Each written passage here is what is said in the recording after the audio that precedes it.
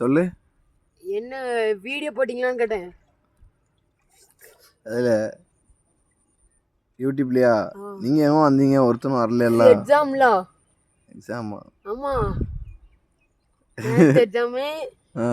என்ன எக்ஸாம் போகுது? எக்ஸாமு.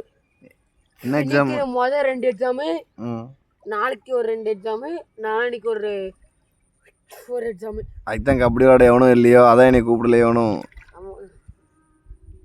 நானும் இல்லை, எனக்கு நேரத்து காய்ச்ச. சரியா போச்சு, உனக்கு காய்ச்ச வரையா? மேலே அங்கே சூரியனை பற்றியா?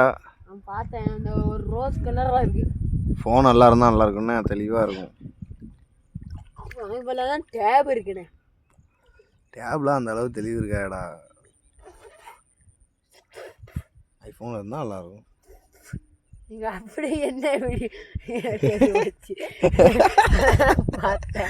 வீடியோ எடுத்துகிட்டு இருக்கேன்.